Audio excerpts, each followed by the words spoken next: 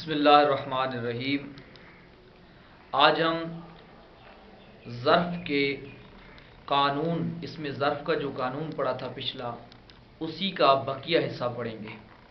ثلاثی، مزید فی یا رباعی مجرد، رباعی مزید فی، ان سے ظرف بنانے کا طریقہ کیا ہے؟ ہم نے ثلاثی مجرد کا تو پڑھا تھا، لیکن ثلاثی مزید فی اور رباعی مجرد، رباعی مزید فی، ان کے اس میں ظرف بنانے کا طریقہ کیا ہے؟ ان کے اس میں ظرف بنانے کا طریقہ نہایت سادہ اور آسان ہے۔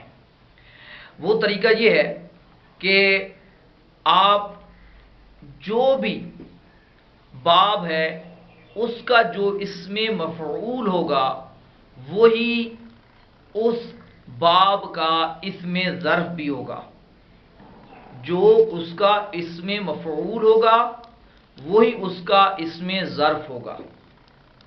مثال کے طور پہ آپ باب افعال کو لیں، ثلاثی مزید فی کا پہلا باب، باب افعال، آپ اس کا ایک مثال لیتے ہیں اکرام، آپ اس سے گردان بناتے ہیں اکرم یکرم اکراما فہو مکرم، اکرم یکرم اکراما فذاک مکرم۔ تو یہ ثلاثی مزید فی کا اسم مفعول ہے مکرم، تو یہی اس کا اسم ظرف بھی ہے۔ یعنی آپ جب ظرف تک پہنچیں گے تو یہی کہیں گے مکرمون، مکرمان، مکرم، مکرمات، یعنی آپ اس کو مکرمون، یعنی یہی اس میں۔ اسی طریقے سے دہرج یدہرج مدہرج فہو مدہرج، دہرجتن فہو مدہرج، دہرج یدہرج، ٹھیک ہے جی، مدحرج فذاک مدحرج، مدحرج، یہی اس کا اسم مفعول ہے اور یہی اس کا اسم ظرف ہے۔ مصرف، باب تفعیل، وہی اس کا اسم ظرف ہے مصرف۔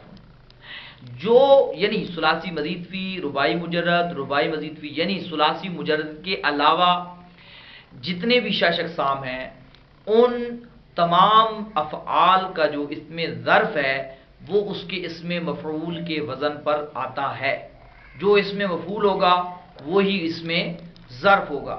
تو یہ ایک جو رباعی مزید فی ہو، رباعی مجرد ہو، ثلاثی مزید فی ہو، ان تمام افعال یعنی ابواب جو ہیں، ان کے جتنے بھی ابواب ہیں ان تمام کا جو اسم ظرف ہوگا وہ اسم مفعول کے وزن پر ہوگا۔